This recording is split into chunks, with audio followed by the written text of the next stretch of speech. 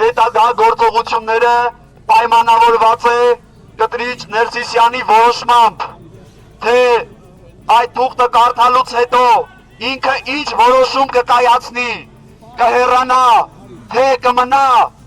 ըստ այդմ մենք էլ կհասկանանք մեր գործողությունները,